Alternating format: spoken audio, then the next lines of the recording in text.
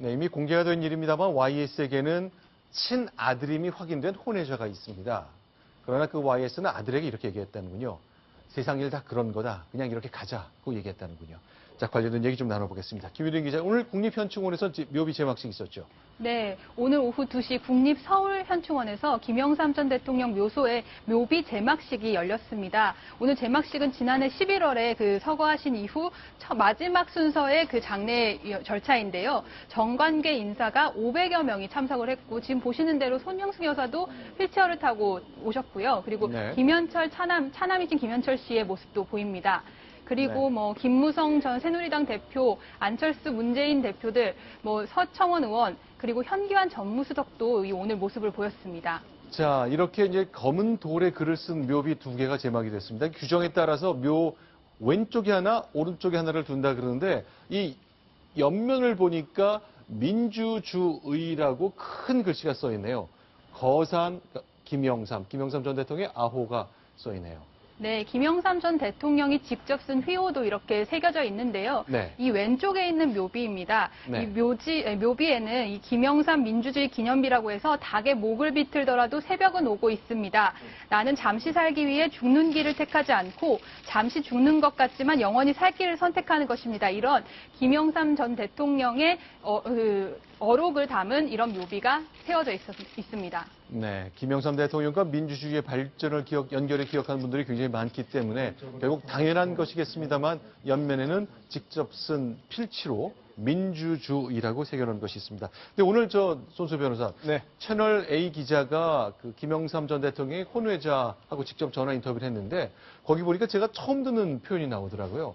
아들이 이제 유산 문제를 가지고 소송을 했는데 유류분 청구 소송이라는데 그게 어떤 뜻입니까? 네, 일단 사람이 사망을 하게 되면 자동적으로 상속이 이루어지죠. 네. 재산 상속이 이루어지는데 이때 아무런 말 없이 유언 없이 사망을 하게 되면 동일하게 자녀들이 상속을 합니다. 그럼 배우자는 1.5를 받고 자녀들은 똑같이 1씩 받는데요. 네.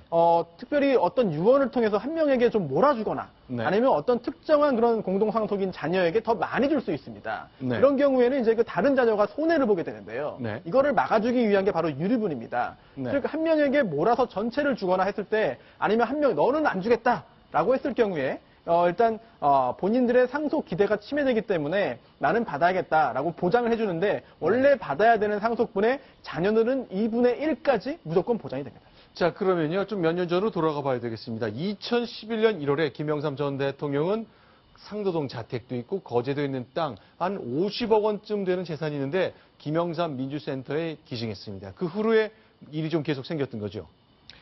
그때 지금 혼외자로 지금 주장하는 김모 씨가 네. 한창 당시에는 이제 주장을 하고 있었죠. 그러니까 소송이 진행 중이었고 네. 김영삼 전 대통령께서 기증을 한 직후에 바로 다음 달에 네. 친자 확인 소송에서 이겼습니다. 이때부터는 공식적으로 법률적으로 아들이 된 거죠. 예.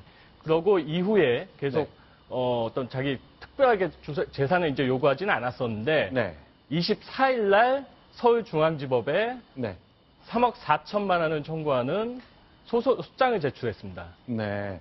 자, 그러니까 이만큼은 내 몫이니까 좀 인정을 해달라는 건데요. 그렇습니다. 지금 김영삼 전 대통령이 이제 돌아가신 후에 이제 네. 배우자 손명순 여사가 남아 계시고 또 자녀가 현재 총 4명인데요. 네. 여기에 더해서 내가 5번째 자녀다라고 인정이 됐기 때문에 그걸 이제 계산을 해보면은 50억 곱하기 13분의 2 곱하기 2분의 1 하면 얼추 지금 청구한 금액이 나옵니다. 본인이 네. 5번째 자녀를 전제로 해서 청구한 것이죠.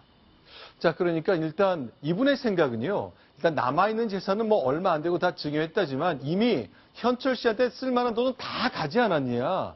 그러니까 그리고 남는 것 아무것도 없다면서 나한테 주지 않는 건 문제다. 그런 얘기를 하는군요. 추적을 하고 싶다. 그래서 내가 소송을 냈다고 얘기하네요.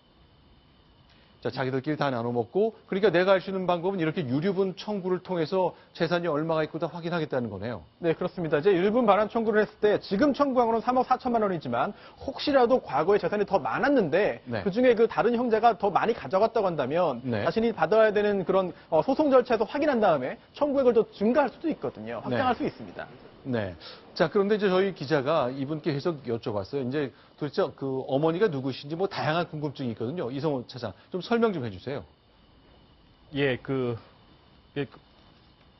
김영삼 전 대통령의 만난 여성으로 지금 여성이고요. 그러니까 네. 이 이분의 혼외자 어머니겠죠, 김모 씨의 당연히. 어머니죠. 예, 현재 88살이라고 하는데 지금 현재 계속 많이 편찮으신 상태고 거동을 거의 못 하시는 상태라고 합니다.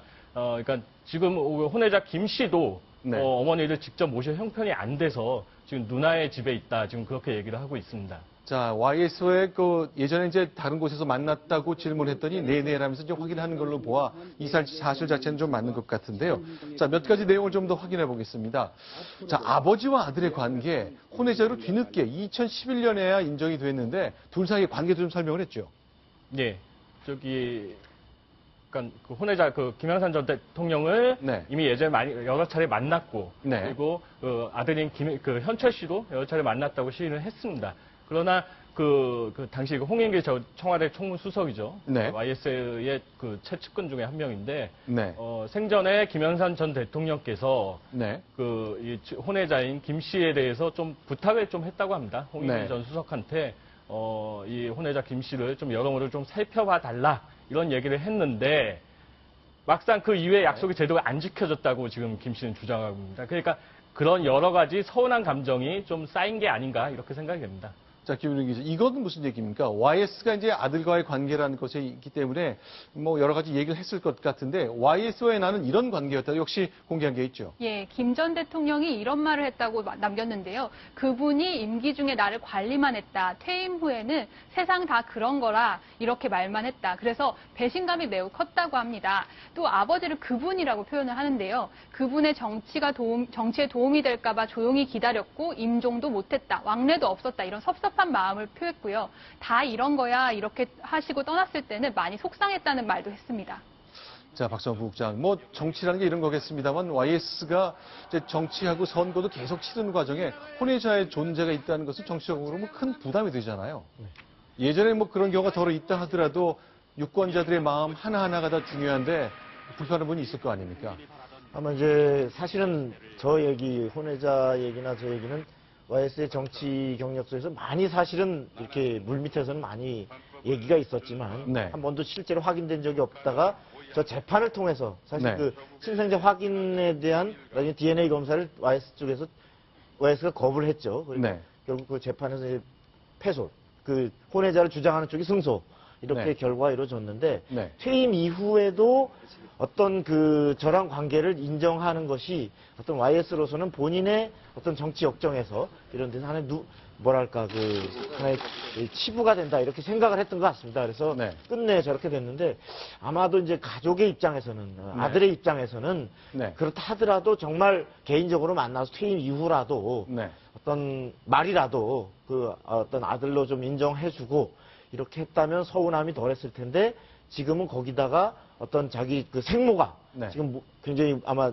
몸이 불편하고 네. 아마 재산적으로도 어려운 상황 같습니다. 이런 상황이 되니까 네. 결국 이제 저렇게 문제를 제기하고 나오는 이런 상황이 아닌가 생각됩니다. 자, 뭐 세월이 많이 흘러갔고 YS도 이제 작년 가을 서거했고 하지만 그가 남긴 뚜렷한 정치적 발전이라는 업적이 있습니다만 어쨌건 개인 생활 영역에서는 사람들이 잘 알지 못하는 가운데 마음에 부담이 좀 있었을 걸로 예상을 합니다. 혼외자가 있었다는 거 확인됐고 혼외자인 그분의 말씀은 자신의 아버지를 이렇게 평가했고 어쨌건 김현철 씨에게 많은 재산이 갔고 이제 기부가 된 이후에 남은 재산이 없기 때문에 추적을 하기 위해서 나는 소송을 냈다라는 말로 자신의 소송의 이유를 설명하고 있습니다.